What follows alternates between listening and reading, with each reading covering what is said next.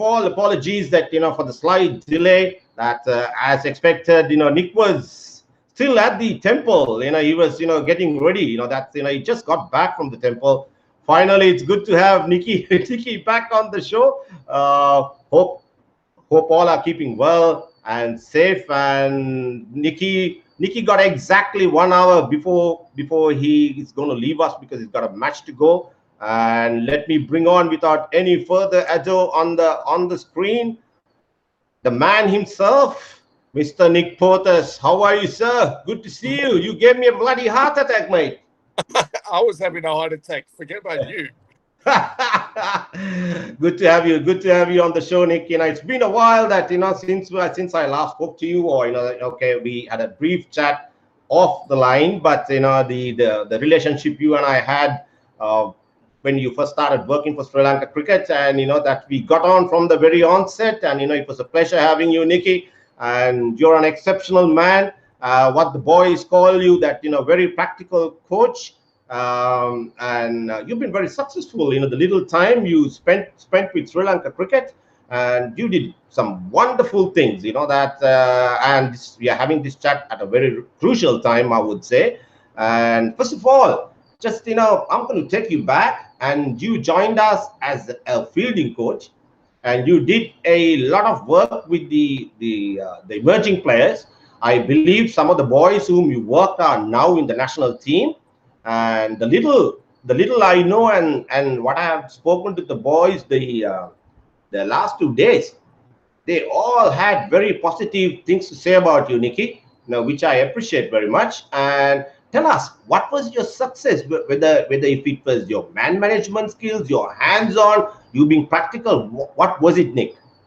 I think every coach has their own philosophy. I mean, when you arrive, and I arrived in Sri Lanka, I think the first and most important thing was to understand the culture and embrace the culture, understand the people. If you don't understand people, or you don't get to know the person in totality, then it's very difficult to coach. But more importantly, as a coach, it's another chapter, it's another life experience. And to come to another country and sit in your hotel room and not get out and mingle amongst the people and get to learn about the people and the country, I think you could get it wrong. So, yeah, for me, it was number one, understand the culture. I read up a lot on Buddhism. Within 2 days, I got the boys to teach me how to eat with my hands. But you've got to build trust early on. And most importantly, you have to understand people. You can't coach off a structure because every person is different, and how you engage with every individual is different. So, yeah, I mean, with the younger ones, you're obviously going to coach them differently to how you coach the senior guys. But again, when I coach the senior guys, they different to how you would coach an English person, a South African person, etc. Right. So, yeah, I mean, it takes time. It takes time. You couldn't just dive straight in. Oh, brilliant, Nick. Well said. First of all, say a big hi to everyone's joining in, and I didn't expect so many people to be online. Just as we locked on, and lots of people saying hi to you. Good day to everyone who has joined in on this Vesak day, and thank you very much for your support. And let me quickly read out the names from Mekala to Mujib, Dilip, Sanjeev, Amit.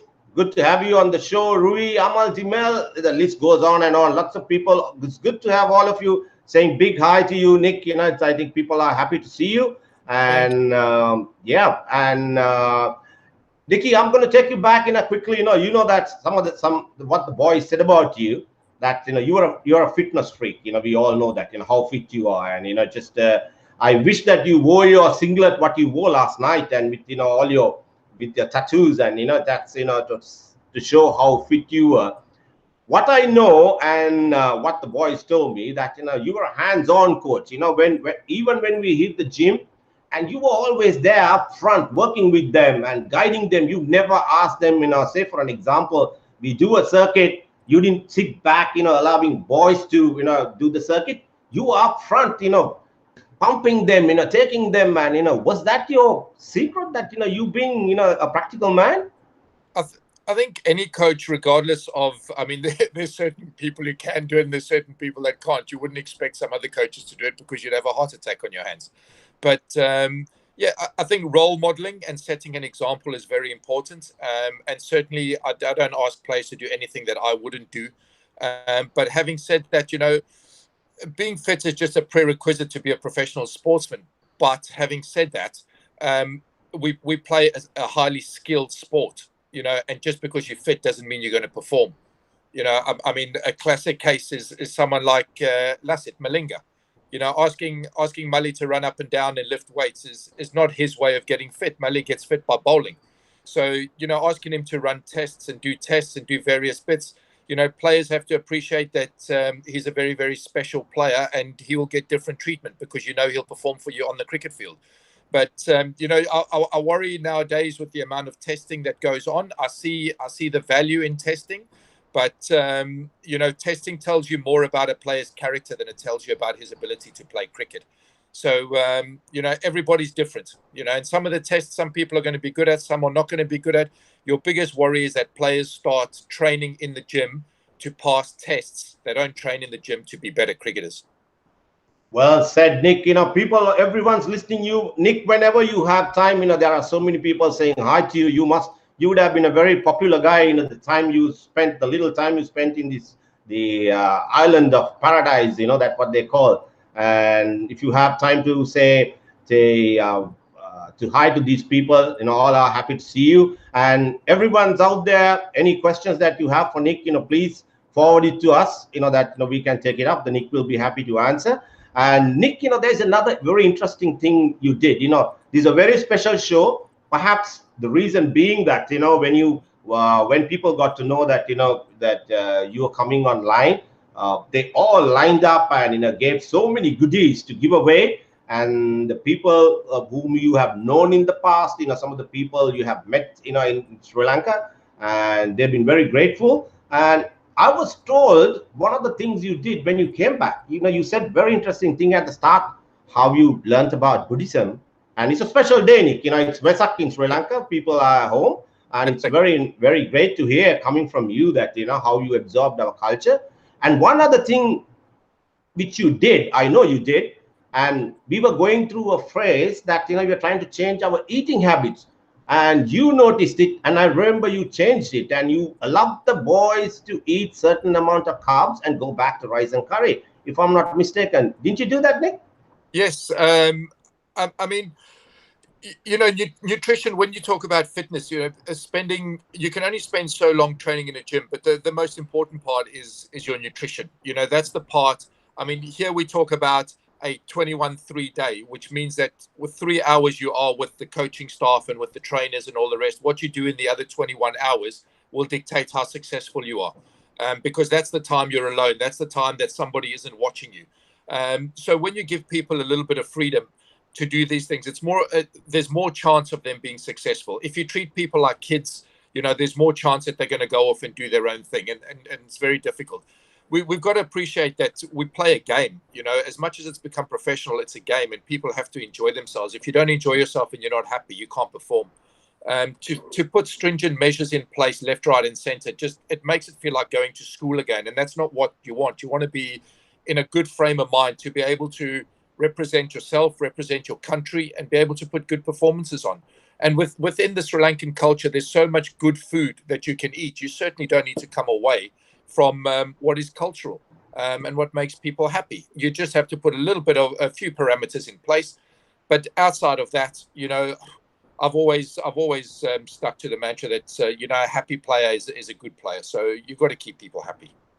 Very practical, Nick. Just very quickly, and it's good to see Viraj Malavana, watching the show, and he's one of the sponsors. We're talking about our people, their culture and eating habits, and rice and curries, part and parcel of our day-to-day life. Some guys, they literally they eat the rice and curry like perhaps all 3 meals, breakfast, lunch, dinner.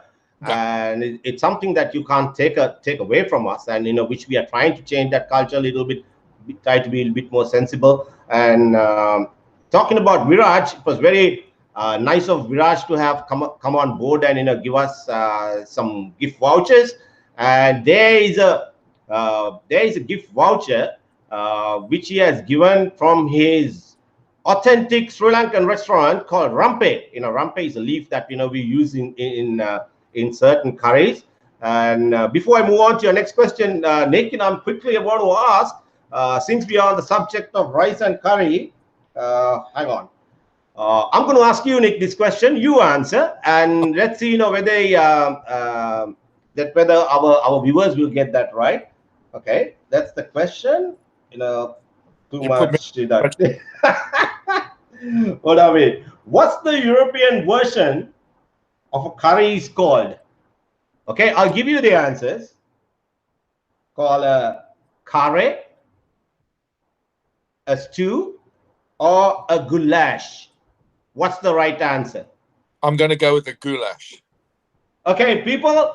Nick says goulash is the European version of a curry. So anyone who says that Nick is right, please talk to us and say the Nick is right. The first person to say that Nick got it, Nick got the answer right. Oh my God, Nick! Already, we got a winner in the house, Kiara M. Oh, nice of you. She says goulash. She got the answer. Okay, my team was just keeping a track on it. I'm sure that the boys are watching it. So the winner of the Sri Lankan, the first, the Sri Lankan authentic Sri Lankan dish worth ₹5,000 from Rampe, it's Kiara. She got it. Gone. Yeah, done. Okay. Wow. Brilliant. One gone, one down. Excellent stuff. Okay, moving on, Nikki. We've been watching this what's happening in Bangladesh and what the recent changes the national team has gone through. And you, as the past national coach, what are your views on what's happening and what's in store for Sri Lanka cricket? Look, by the way, Nick, just Avishka Gunawardana. He's online. Oh. It's too early, Abba, for a whiskey. It's too early. It was Avishka's birthday yesterday. Belated wishes, mate. All the very best, and good luck to you. And it's good to have Avishka back. I'm hope that Avishka will be with the Sri Lanka setup sooner than later. And very good to him. And there are so many questions coming in. Nikki, I don't know whether we'll have time to discuss all that. Over to you, Nick. Your thoughts on Sri Lanka cricket right now? Yeah, look, it's very difficult, for me because I watch from a distance and because Sri Lanka's at my heart, and to see the disappointing results that we're getting there in Bangladesh. But all I do know is that sitting so far away, it's very hard to pass judgment because, as I know, when you are in Sri Lanka, there's so many things that go on behind the scenes that you don't know what's been allowed, not allowed, what's been passed, what hasn't been passed. So it's very difficult to pass judgment from a distance.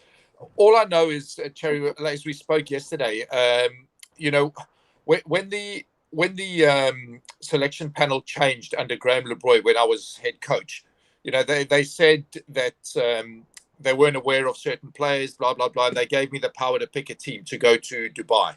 And I just said to them, look, it's important that we get young kids into the setup, but the young kids need support around them. So you need experienced guys. And most importantly, we need people of good character. So we picked a team as a coaching staff to go away and win a series in Pakistan. And on the back of that, we were very successful. We were the first Sri Lankan team or the first international team to ever beat Pakistan in Dubai. Now, the way we picked that team is that, we picked, Kusal Mendes was in that team and he wasn't very successful on that tour. Yeah. But that was with the bat. Where he was very successful is as a person and experience gained. And he's one of the best slip catchers in the country. And he took 2 catches, 1 in each test match, which changed the test match. Because people look at their front end skills, but we're more interested in how a team gels and put together. I picked Kaushal Silva, who they argued didn't have good numbers. He averaged 13 test match cricket, but most importantly, he averages 75 balls per innings, which means he takes out 11, 12 overs of bowling from front end bowlers, which then allows your middle order to play with freedom because they're using the second and third spell of tired bowlers to get runs on. So in that series, the middle order did very, very well. So when you pick a team, sometimes you can't just pick on numbers. Sometimes you've got to pick characters. I mean, Calciel Silva did very well in that he averaged his 75 balls, but the next day he would bring his hairdryer from his room to dry gloves for the young kids. There was no hierarchy. There was no high-low. There was just one team. Sure. So that was how we picked teams. As it turned out, I didn't even get one phone call for the one-day series. I just got sent a team of people and we lost 5-0. But that's why I'm saying in what's happening in Bangladesh, I don't know what team's been handed, who's picking it, who. So it's very hard to pass judgment on the coaching staff and what's going on. All I know is it's disappointing. And there certainly aren't enough senior players or people with experience in playing in those conditions to be able to be successful. Well said, Nick. The school of thought is going on at the moment. This is like a long-term plan. And that's what I heard this morning. And, that they are, no matter what, that, they got eyes on 223 and, they want to phase out some of the seniors and they are going to stick with this squad no matter what, So from your point of view, mate, that we are at a very crucial juncture. That, we are lingering at the bottom of the table and, probably if we continue on the same vein, that we probably will have to, play in the playoffs, which is not funny. You know how tough it is once you get into a playoff scenario. So what from coach's point of view, and if you have to sit with the management, and we got unfortunately so many committees going on at the moment, technical committees, we got then the selectors, then we got the high performance center guys. I don't know what sort of contribution they're bringing at the moment. From a coach's point of view, what is your immediate answer? Because that's some tough tours coming up after this. We'll be going to England. Probably you will see the boys in England shortly, and then followed by India. It's not going to get any easier. So I mean, if you end up with more minus points, or like if we go into a scenario, how do we come out of this? Yeah, I mean, there's a lot to think about too, because when you think about the finances of Sri Lankan cricket, TV rights are very important. So you've got this double-edged sword where if your finances were okay, then you could actually go and play the nations that are on a level with you. But if you've got a financial issue, then you're almost forced to play India, England, and all these people because that's where the money comes from. But by playing those top-end nations, it then means you get no points and you go further down the table. But on your point regarding sticking with a team to 2023, that's all well and good, but who are because the problem is if you don't have some senior players to lead and to guide the young kids, you could lose the young kids completely, because mentally and from a confidence point of view, if they just keep getting beaten all the time, you may lose those kids, in which case you'll end up starting again, or the hamster wheel goes round and you come back to senior players.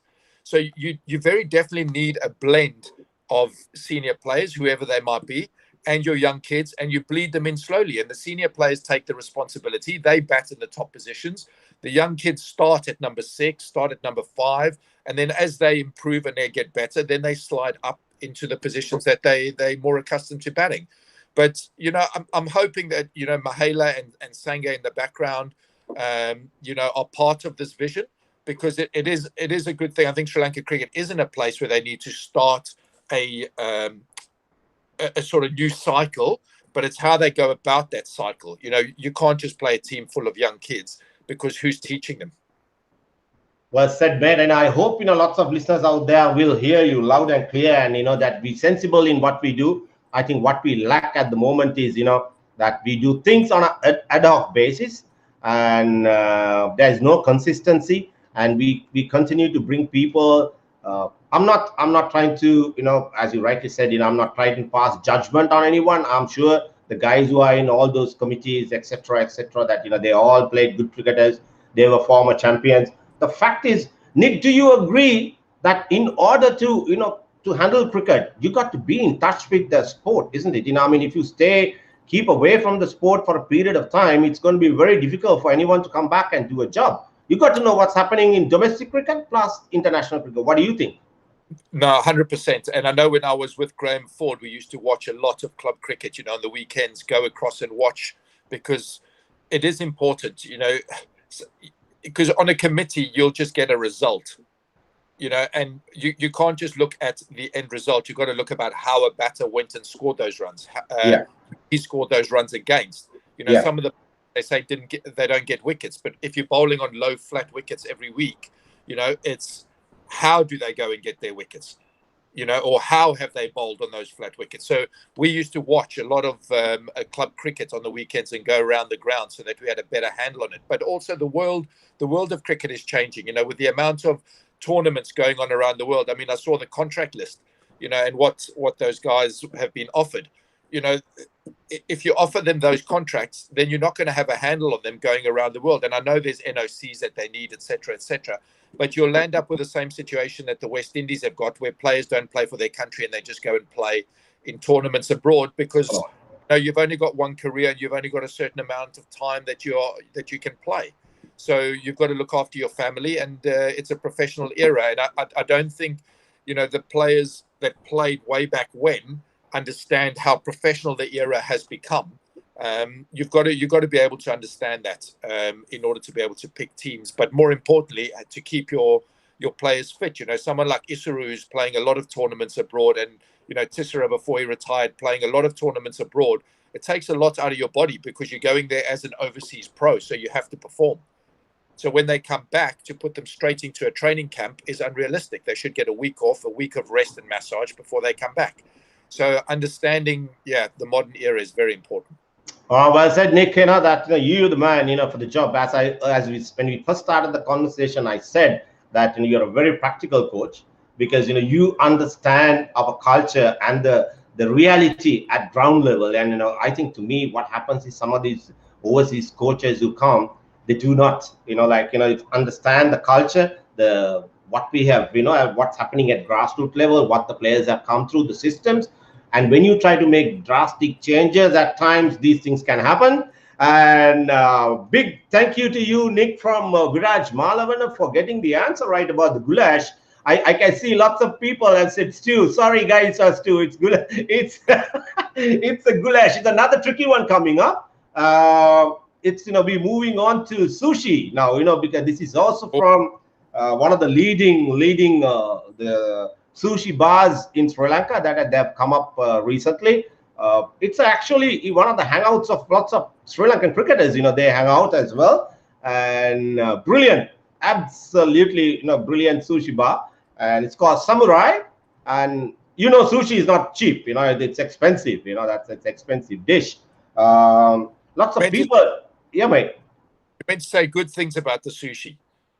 You meant to say great value for money. It's very healthy for you. It's not cheap. Exactly. And the fact is, lots of people, though they love sushi, perhaps they really don't know how to eat sushi. So my question to you, Nick, how sushi should be eaten ideally? Okay. A, chopsticks. B, fingers. C, fork. What's your answer, Nick? Chopsticks, fingers, or fork? It's definitely not fork. All right. But I'm gonna go with the chopsticks. Now you're gonna have millions of people writing in. Chopsticks. Okay, people. If people who think Nikki got the answer right, it's go for it, please. Let's see whether Nikki got it right, and I hope Manix is keeping a tab. Nick says chopsticks to eat sushis, and he left out fork. So definitely fork is out. So what's the correct answer? Chopsticks or fingers? Whoever gets it right gets a gift voucher from Samurai. And Nikki, there are a million questions, mate. I probably, we may not have to go through all this. And there's a quick one for you. We may have to do a second show. We probably will have to play the second innings, because you got to go, I understand. And Mr. Nick SA didn't play international cricket for 2 decades. That didn't affect the 90s cricketers in terms of learning or adapting to 90s cricket and missing the evolution of 2 decades of changing cricket skill and play? It is playing a country cricket or Sheffield Shield help them? What did help South? Basically, what he's asking, what helped South Africa cricket being out of international cricket for 2 decades? What are your thoughts? There's no doubt that what helps South African cricket is the strength of the local competition. The provincial cricket, obviously not in the last 10 years, because unfortunately, through various political reasons, that's become a very, very diluted and weak competition. But when I first started as an 18-year-old kid, basically every team was just full of international stars, and it was tough. It was very, very tough cricket. So if you made it into the national team, there was not going to be any international game that was as tough as the local competition. So no doubt the local competition makes it tough. And we've seen the same with Ranji Trophy. We see the same with county cricket, Shield cricket. The top nations have got strong local competitions. Well said, mate. There are a million, as I said, Nikki, perhaps, when you have time, you have to go through all the questions that are coming in. I simply can't, answer all those questions, like what they are asking you, mate. Good to have Asanka Guru Singer. Good to have you on board, mate. Gura has a question for you. And by the way, I was going to ask you why you're called Skeg, mate. Why do people call you? So that's interesting. So I played hockey to a national level from very young. So I broke my nose a lot. To have a big growth of bone here as it healed, which the skeg is the fin on the bottom of a surfboard. So my nose used to be that shape. So that's why I got that name from it. All right. Everyone who asked the question why it's called skeg, you got it. There you go. You heard it from the horse's mouth, the man himself. And Gura asked you, Skeggy, please tell the story about some players getting shit scared inside goal changing rooms. What did you do, mate? You see, this is a family show, Gura. It's the middle of the morning. This is a PG show. Yeah, thought he was a serious man, and see now. Yeah, and what they say about that, you got unusual body parts. Is that right, Skeggy? Is there any truth into it? Is that the reason why the boys got scared? Any truth into it? Hey? Big hands. Oh, you got big hands. Okay, all right. Okay, got it right.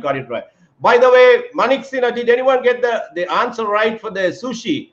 Let me see. No. Sahan, no, you got it wrong, mate. It's not. No, I won't say anything. He too says chopsticks, and so many people. Nikki, you mislead people, mate. Nah, everyone. Kiara again. She got the answer right, mate. Unfortunately, that there are so many people that got it right. And actually, Nikki, it's fingers. I'm happy with that. I'm happy with that. I'm happy that I can influence so many people, even in the wrong way. There you go. So next time you pick up your chopsticks to eat sushi, that's not the way to go. It's your fingers, just the way you eat your rice and curry. I like it. Hey, yeah, there's so many things, which people don't know. Why do they provide us with chopsticks when they give us sushi then? Well, it's like, what life, life can give you many choices, but that does not mean you take the wrong option, mate. Eh? That's a good answer. Life can always give you options. It's up to you. Do the right thing. That's what happening to Sri Lanka cricket at the moment. Dicky, quickly moving on. Question number 2 on sushi. Again back to sushi. Oh. Yeah, go on, mate. They know I did some research on this. Unfortunately, I'm not a like a food man or a food connoisseur. So when I had to learn about it, and then by doing research, I realized that the rice is the main ingredient, one of the main ingredients of sushi. So my question to you, what was rice originally used for in sushi? Okay. The answers are tricky one, mate, tricky. To eat, to wrap the fillings, or to ferment the fish. What was it used originally for, the rice? To eat? Oh, God. To wrap the fillings? To ferment the fish? What's the right answer? Can people cheat so I can see on the field and get some help? I need to find a friend. Wow, it's a tricky one, mate. What do you think? Just pick your answer: A, B, or C. A. You say to eat. It's not going to be right. Okay, all right, people. Nikki says to eat. Let's hear it out from you. What's the correct answer? The answers I have given: A, to eat; B, to wrap the fillings; C, to ferment the fish. My question is, what rice was originally used in sushi? All right, moving on, mate. Okay, the Bonnie, just DJ Bonnie. Good to have you on the show. Okay, well, the question is, in addition to the inexperience, the current set of players are claiming that they are underpaid or in disagreement of pay cuts. We are right at the bottom on all three formats, and they're demanding for more. When you represent your country, you do it with pride. Always not about how much you get paid to doing. Is there a request fair? Nikki, what do you reckon, mate? Is asking for what they deserve? What are your views, mate? It's that's a difficult one. Again, I'm not there on the ground, so I don't know what the situation is. I mean, all I know is 100% right. It's a huge honor to represent your country. That there's no doubt about that. The way of the world though has changed. That it is their job. That's what they do. That's how they feed their family. That's how they pay their mortgage. So you need to take that into account. The other thing you need to take into account is where is the motivating factor? If you pay someone nothing, how well is he going to do his job? If you pay him more, how well is he going to do his job?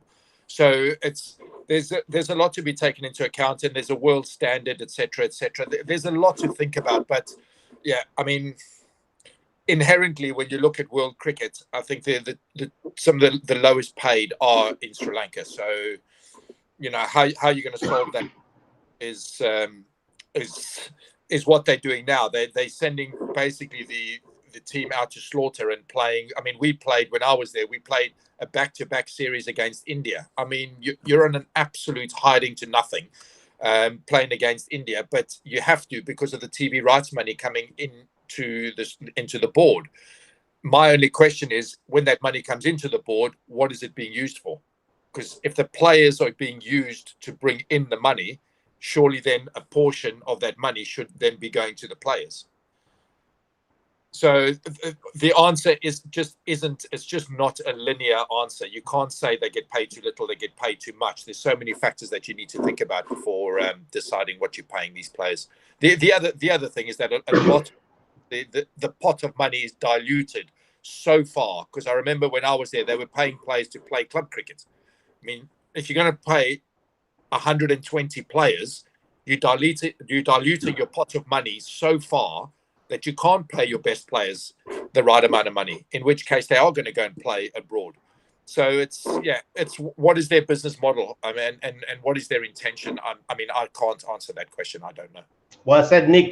Simply because he's asking me that question, what my thoughts are. My thoughts are, if you are a professional in any field, leave alone the passion. I think, everybody's got a passion, to become a professional. That's, I always say, the difference between, to me, Nikki, difference between an amateur and a professional, as you go up higher in life, that you minimize the amount of mistakes that you make, and that's why you become professional. And that doesn't happen overnight. That's a process. You go through a lot, you sacrifice a lot, and as you rightly said, people got bills to pay, and yes, there is pride, passion, all that. That's what we did, Nikki. The time we played, there was no money. We played for passion, but the times have changed. And in my view, I think people got, you got to pay what the players deserve. You pay little, you get monkeys, mate. Basically, simple as that. I'm on the view that, people need to get paid, but, there has to be a balance. As you rightly said, there have to be proper business models in place. What is, workable for Sri Lanka cricket? What is affordable? It's just not, that the money that comes into the board, but people don't realize, as you rightly said, you got to keep the game going at domestic level. So nobody's pumping in money. So cricket board pumps in money, and you got to do the infrastructure, the development at grassroots level, and then there are schools around that you need to pay. There are coaches. So there are lots of things, involved. So money. So the only problem is the players are the ones who make the money. So if that cycle stops, I don't know where that cycle's going to end. So it's a very sensitive area that people need to address carefully. That's why we have management teams at the top and who knows what the game is all about. So it's up to them how they handle this, because if they don't, right now where the players are not signing contracts, etc., that's not going to reflect very good, Nick. I don't think any country that correct me if I'm wrong, Nikki, that's you don't embark on a tour without signing contracts. It can lead to a lot of issues. So the both parties have to come to some sort of an amicable agreement, and they need to sort this out. Simple as that. There's no other way. Nikki, your thoughts? Do you have anything to add on that?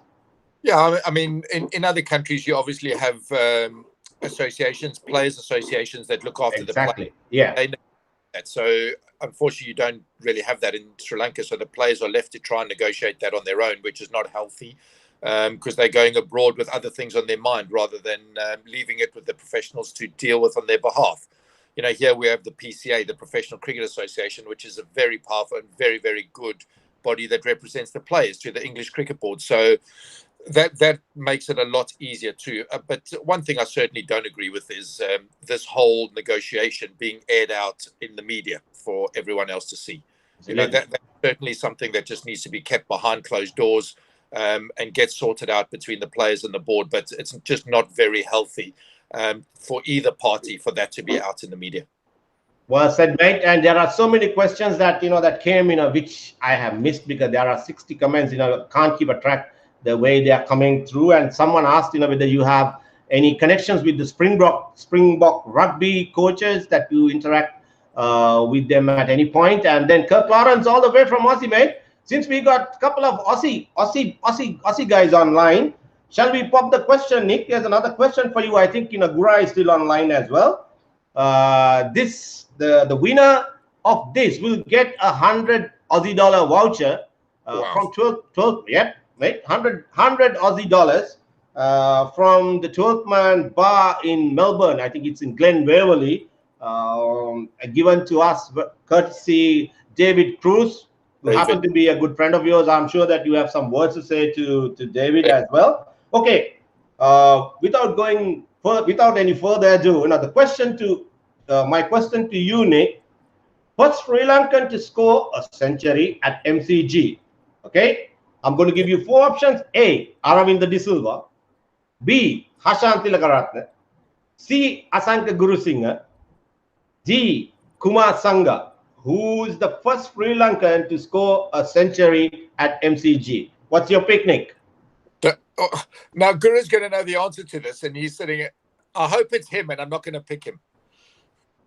All right. Okay. Well, clever. All right, people. And Manix, if you're, wow, man. Oh, there's so many. Well done. Sahan, man, got it right. As you say, I think it is Asanka Gurusinghe. You're right, mate. Spot on. I think, Sahan, you hit the nail on the head, mate. Well done. Brilliant. And there are so many. And I said, too late. Sahan, yeah. Tell me, mate.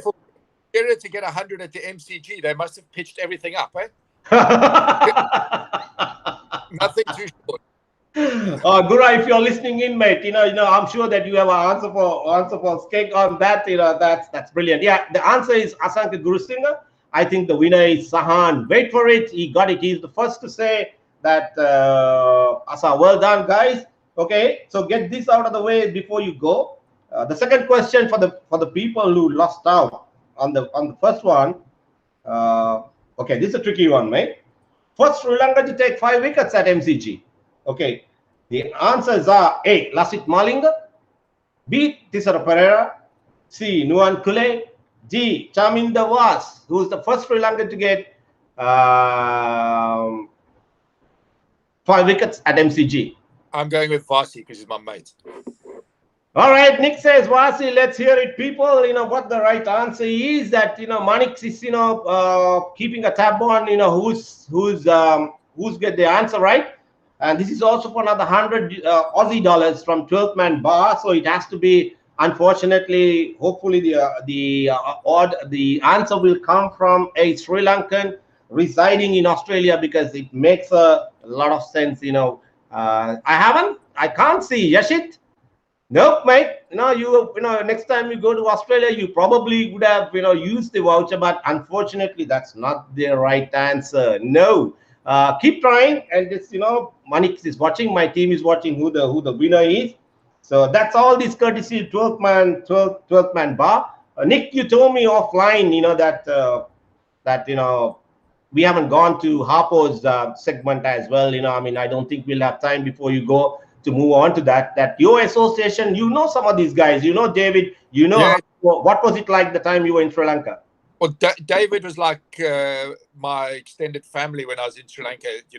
He helped me with accommodation at times, and there's always tough times, and to sit with David at Upali's and pick his brain. And David is just so level and so supportive, but supportive of everybody and everything. So, I spent a lot of time at Upali's, best hoppers in Colombo, and always roast chicken and banana leaf. So David used to know my order, and eventually the boys in the back kitchen used to know the order and just send it across. But David was always hugely supportive, and still is, even from a distance. But a friend for life for sure.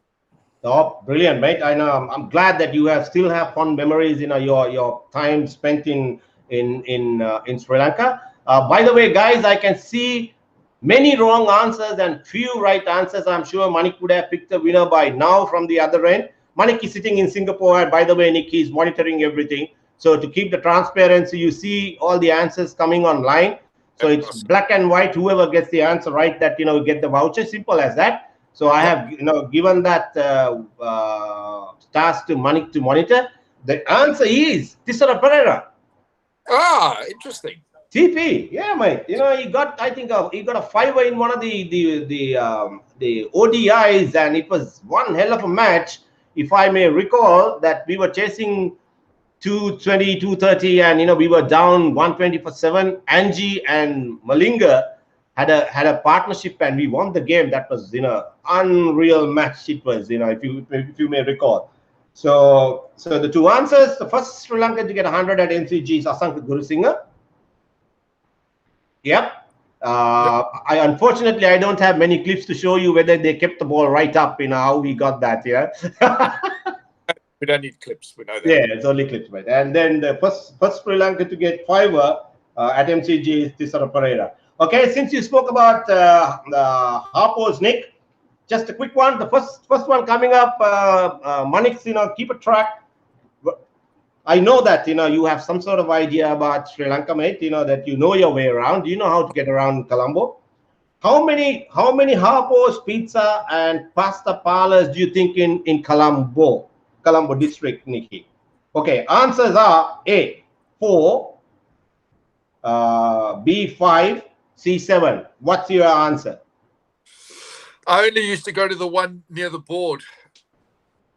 And then on a Sunday, because it's my cheat day from eating all week, I used to try and finish the big, huge pizza that Harpo's got there, which is amazing, but I can never finish it. Answer. Harpo, how many outlets? 4, 5, or 7? That's the. Oh, wow! Before people have. They are on the ball. Diraj and Kapiris, he got it right. Manix, I think he is spot on. He says 4. He's got 4. He's got 4. Yeah, good on you, Harpo. That he has expanded. Moving on to the second question. This is a tricky one again, Nikki. By the way, the one near the board is not an outlet for pizzas. These are, now you're talking about the good old bay leaf. Yeah, I had pizza upstairs though with Nick. They do, yes, they do serve pizzas there. That's on the a la carte, but they have proper pizza outlet, like like Pizza Hut kind of scenario, meant for pizza. So that's what they're talking about. And the second question is locations, the right locations of the pizza parlors. I will run through very quickly. It says Koche, Nugegoda, Papiliana, as you said, Cinnamon Gardens, B. Kote Nugegoda Kapiliana Sidua. So the answer, is it A or B? Now it's very simple. I think I have already given the answer. Thanks, Charith. Yeah, okay. So whoever gets it right, I think someone else said it earlier. Whoever Manix, whoever says that B, his outlets are in Kote, Nugegoda, Papiliana, and Sidua. He got 4 outlets, mate. That's the answer is B. And Manix, I'll leave it to you. And who got I think Mohammed, perhaps Riza got it right. The B. I think that's the right answer. Anyway, I'll leave it to you. Nikki, just tell us right now, what are you up to since leaving Sri Lanka cricket? And then you're with Stewie Law at Middlesex, a great guy to work with. What's your relationship like with Stuart, and what are you doing right now with Middlesex, mate? Well, with Stu, when I left Sri Lanka cricket, Stu was at the West Indies, so he got me across there. We have a very good relationship. He drinks my beers, and I gym for him. So, that's brilliant. Yeah, that sounds just like Stewie. Yeah, but we have a great relationship because we've got a very similar outlook on cricket. So, very, very practical. It's all about trying to teach the game rather than teach the skill. It's not very difficult to teach skill, but to get players to perform out on a field. But our underlying thing is to create good people. At the end of the day, cricket lasts for a very short period of time. But if you can hand back a good husband, brother, father to a family, then that's almost more important than the cricket. So yeah, we have a very similar outlook, and we get on very well. I joined Stewie at the West Indies for 2 years, and then when he came to Middlesex, I joined him here at Middlesex, and that's where we are now. We love it. We've got a young team that we're building, but again, we've got some senior players in and amongst those young kids, and it's a different challenge. You've only got 23, a squad of 23 to choose from, of which there's a portion of those which just play white ball cricket. There's a portion that just play red ball cricket. And then you've got to get some that can compete at both. When you coach a country, you've got the whole country to choose from. So you've got as many players as you like to choose from. Here, you've got to try and make 23 fit into 3 different formats, which is not easy. It's a great challenge. And we love it. We love it. Brilliant, mate. That's very interesting. Do you also have a restriction in county circuits, the number of players you can register, like in Sri Lanka? Not players. You've got a monetary cap. So you can register more players and pay them less, or you can register fewer players and pay them more. So it's up to you. But the county circuit, in general, you're going to need a minimum of 22, 23. You need to back it up with a lot of fast bowlers, because the county circuit is so hard that you're going to get injuries, and then it's a case of trying to keep the few batters you've got in form. So instead of restricting the numbers like in Sri Lanka, I mean, we have a cap. We can register only 20 players for all 3 formats, similar to what you guys have. But the difference, what you're saying, it's a money cap, because I believe all 23 players are pros. They all got contracts. Is that what you're saying? Yeah, that's right. Yeah, but there's rookie contracts. There's different types of contracts. There's a minimum wage that the PCA have negotiated in place. So there's different contracts. The rookie contracts replace what they call the summer contract. So if one of your players is at university, then he usually just comes from the end of his university year. So that's basically for the back end of the summer, from middle of June. So that used to be called the summer contract. They now call them rookie contracts, and they're available all year when they're not playing university cricket. Excellent, mate. That's a quick one from Yasiru. He's been a great mate. That he's been supporting the show very much. What are your thoughts on pink ball cricket, the future? I don't have an answer to that, because playing it under lights and that to get crowds in, I understand that. But unfortunately, it's too loaded on the side of the bowlers in that transition phase when the lights come on. You've seen even old balls start going around at that stage. So when you're a batsman and you've done all the hard work, suddenly the lights come on and there's that transition where suddenly the ball starts nipping around, and it takes away from traditional cricket. But I totally understand the need for it and getting people to come watch test match cricket. It's also very weather dependent. Doing it in the subcontinent, there's less of an effect. Doing it in England, where the air is moist and under lights, makes it very difficult. There you go. That's the answer. There's another question for you. Which role did you enjoy most, the fielding coach or the head coach? I enjoyed both, because when I was the fielding coach, Graham Ford was the coach who, is a firm favorite with all Sri Lankans, because Fordy is such a level, and he's such a people person, but Fordy is such a hard worker as well. So, he's always been a coaching mentor to me. So I loved working under Fordy, and he was the one who gave me the opportunity.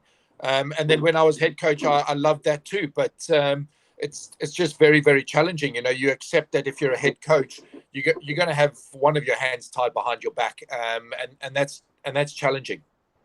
Yep, mate. I know that you got to go. How many minutes you got, Nick? I've got, what's the time? What is the time? It's the... to go. It's breakfast and then in for COVID check-in at the game. Okay, I understand. Before I let you go, which stint did you enjoy most? With West Indies or Sri Lanka?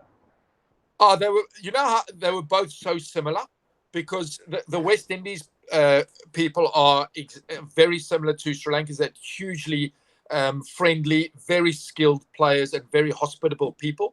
So both were amazing.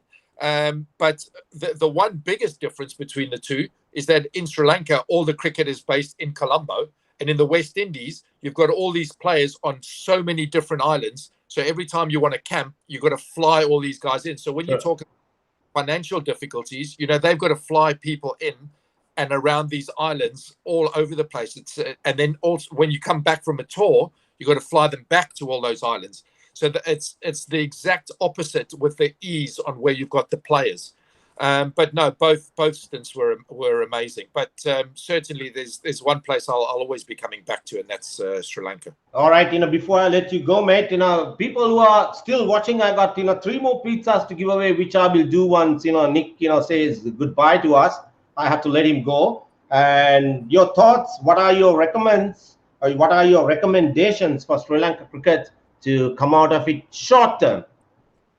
I think short term, you just need to get a couple more senior players in, and empower those senior players to be coaches on the field, because the most powerful coach is your teammate. It's not the coaches, because when you're out on a cricket field, it's all about problem solving. We as coaches sit on the side, and I'm certainly not a coach that sends a million messages out on the field, because you just create confusion. But out on a cricket field, having guys like Angie and Chandi and these guys, Malinga, these guys out on a cricket field, they are your best coaches. So having a senior group together that understand and pass your message across to the young kids will make those young kids better in the future. And sitting in a change room after a game, so we're not like, when's the coach going? Let's go. That level. And when you played Charith, and I'm sure some of the guys you played in the past, I believe there's a triangle of learning. There's the execution game part at the top of the triangle.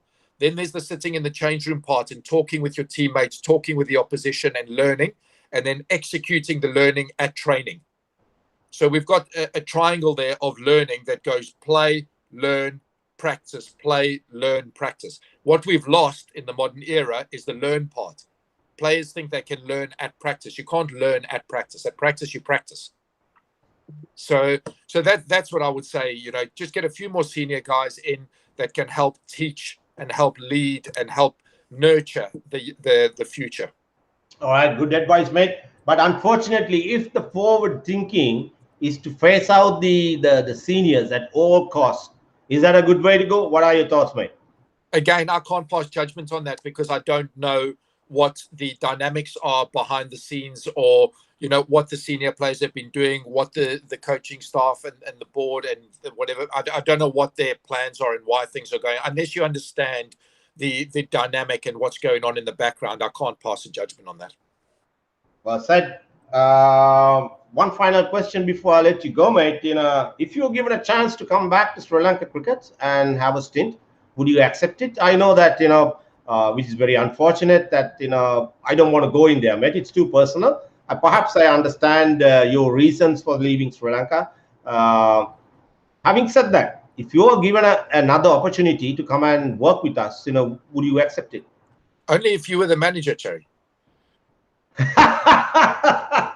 Okay, that's a good challenge, mate. I said the same thing to 40 the other day, and so 40 said, "Would you come back?" That if I come back, I said, "Yeah, fair enough. If you're there, I'll come." Yeah, I mean, it's a good challenge, mate. Okay. If 40 comes back, then I'll come back as his assistant. There you go, mate. 40 head coach, you the assistant coach, I'm the damager. I will destroy all the good things you guys are gonna do. That's how it's gonna be. Hey, you know what they say? Better the devil you know, eh? But absolutely better than the known devil is better than the unknown angel. That's what they say. Yeah, great advice, right? Yeah. People say that'll be a great combo. The Nick and Charith, perhaps that's the end of the last nail on the coffin. Sri Lanka cricket, mate. You and I working together. Yashit, yeah, what a great suggestion for Charith sir. I'd be managed. Okay, thank you, Yashit. Been supporting the show. People just hang in there. Nikki, I think you got to go, mate. I have to let you go. Thanks a lot. Thank you very much for joining the show, and it was always a pleasure. And talking to you, and all I can say is I wish you nothing but the very best in your future endeavors. Enjoy your stint with Middlesex and stay safe. By the way, not too good news coming from UK with the COVID spread again. It's a little dodgy. No, we're okay. We're okay. They it's all media. They say the vaccinations they work against the Indian variant. And it's only very isolated. But no, we're pretty good. We've got fans in the ground now today, which is why we've got to check in early before the fans. All right. Yeah, we've got fans in. So no, it's not too bad. The media here are, you know what they like? They like to create a stir. But no, everything's okay. Are you still guys? You guys are not in a bio bubble. While it's playing. You are no. Oh, that's great news, mate. Yeah, excellent stuff. Okay, Nikki. Cherry, before I go, just to say thank you and to say thank you to everyone who logged in and the guys that donated all those vouchers. Harpo, David, the boys at the Sushi Bar and the Sri Lankan restaurant. Thank you so much. We really, really appreciate it. Nikki, it's a pleasure, mate, and talking to you. And please give my regards to Stewie. And I said that I said hi to him, and all the best for the season. And I'll be watching you. And nothing but the very best once again. You take care and stay safe, Nikki. Thanks, Jerry. Thanks, everybody. All right. Cheers. Have a good day. Thank you. Bye-bye. All right. Bye-bye. All right, people. That's Nick Pothas. Thanks for his time. And Nick's gone. And I still got three more gift vouchers to give away. So let's get on to the business end. And Manix, I hope you are there to help me out on mate. 3 large pizzas from Harpo's, perhaps the most authentic Italian goodness when you talk of pizzas. So the question number 3: name 2 unique Harpo's pizzas. The answers are A, party pizza and square pizza. B, party pizza, a round pizza. C, round pizza and a flat pizza. What is the correct answer? Party pizza, a square pizza. Party pizza, round pizza. C, round pizza, a flat pizza. Flat pizza. What's the correct answer, people? Okay, that's a question number 3. Comes to Shamal Mendes says party pizza, round pizza. Buddhika says B. Okay, go on, people. Go on. I don't think Diraj. Manik, I think Diraj got it right, mate. Once again, I think party pizza and square pizza. Those are the 2 main pizzas from Harpo's Pizzas. That's the answer. It's called a party pizza 19 and a square pizza 22. Sorry, people. Okay, 2 more. Last 2 more coming up. This is easy. Okay. Name a few of Harpo's retail range. Just easy. Now, I don't give you the options. If one can simply name few retail ranges, what he has for sale. And if you can name one or two, I'll be happy to give away this voucher. What do you think they are? Anyone has any idea, what is the retail items are? If anyone can think of, what, apart from pizzas and pastas, he also does retail items, so, just name at least one. What do you think that, that he has available in any of those outlets? Okay, until somebody thinks about it, the last one, name where you can get Harpo's retail range stuff. Name few places that Harpo's goodies are available. Those are the two questions. You can answer that. You can answer, even after the program. And if you don't get the answer right, Bayleaf is not right, Buddhika Ratnayak. I'm sorry, Bayleaf is, is one of his restaurants, but it's not an outlet. My questions are, what are his retail range? Very simple. What does he sell apart from pizzas and pastas and whatever? He has other stuff sold in these centers. The Shimal, yeah, that, no, people, hang on. No, you don't get it right. What the question that I asked, name where you can get Harpo's retail range. Name the outlets, not the locations. Where is it sold? Apart from his 4 outlets, these goodies are available in other outlets, which I don't name. 1 or 2. Simple, mate. Supermarkets, it's available. I'll make it easy, just there you go. Sahan got it. Lasagna is one of the products. Yes, that's simple as that. The lasagna is, is one of the retail. The Shimal Mendes pasta, yeah, but you're late, mate. Ishana Bevikram Spa, yes. There you go, Manix. Sahan Spa is one of the places that his goods are sold. And also his goods are available at Keels, Cargill's, Glowmark, and Spa. As simple as that. That's where his goods are available. You can always buy. So I leave the decision of the winners to my good friend and the judge Manix, because I had no time to monitor everything. Once again, people, it's been a pleasure. Thank you very much for being a part of the show. And so I hope I gave away everything that I got. Manix, are we done? I think we gave the 2 Aussie prizes. We gave the 2 sushis. We gave away the Sri Lankan dish and the 5 pizzas. And am I right, Manix? Just please correct me if I missed out anything. In the meantime, people, it's always a pleasure to be you. Spend some time on this Vesak day, and I know that most of the people are in a lockdown scenario, and the best thing to do, what I can do is, to keep people going, keep your spirits up, keep everyone happy, do shows like this. And the next one coming up, I still haven't decided, who my guest is, but, most likely, I'm going to ask Mr. Harpo Gunaratna to come on the show and talk about what his industry, this hospitality and, hotel industry is going through in this difficult period, and, what his advice for people to carry on, for the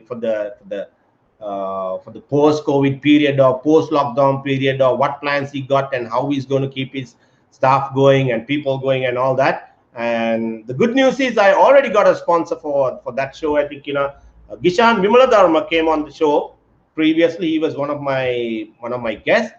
He has come on board, and he's got a new line of jewelry going on, and he wants to sponsor the show. It's great stuff, mate. And my request to you people out there, anybody who wants to feel like, to come on the show, be a part of the show, you want to give, stuff away to people, and it means a lot at a time like this. People are in need, some kind of, a lift in their day-to-day life, and anything comes, in any form, regardless if it's food, drinks, any goodies, people will appreciate. I think that's what life is all about, and keep people happy and do what what is right deep down. I think giving away it means a lot. It makes people happy, and that's all we can do. And just be nice to one another, and just stay positive. Leo, I think it's a little too late, mate. I had to let Nick go because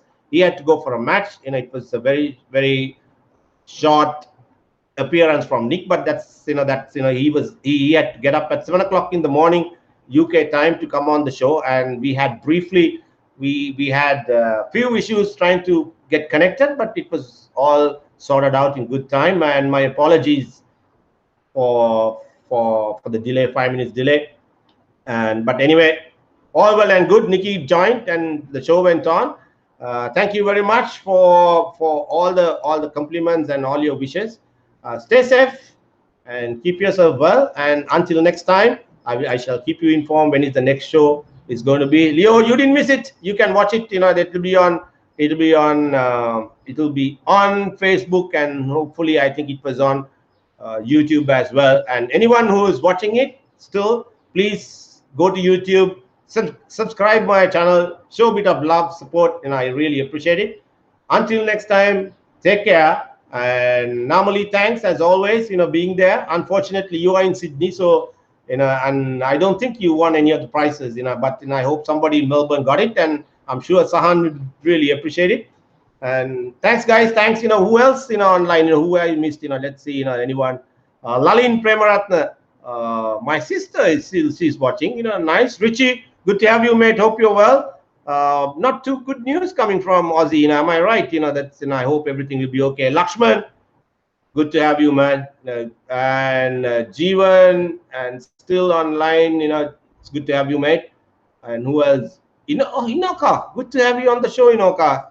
Hope all's well, and that people get back, and we all get back on our feet. Dulan, always it's a pleasure to have you, Dulan. Hope you're doing well. And Asela, you too, Kumar, Manoj, lots of Aussie guys. Nimesha and Priyanta, thank you, mate. Thanks for your support. Thanks for watching. Arjuna, the list is Shrimal. Normally, it goes on. Nisha, Dilshan, Mune, Susanta, Charika, Gino, Jason, Anjali, all. Thank you very much. Thank you, everyone, who's being a part of the show and being with me all this while. And we'll catch you once again. Hopefully before the lockdown is over, that we'll get on board and we'll have a chat once again. Until then, you take care. Stay safe. Bye bye.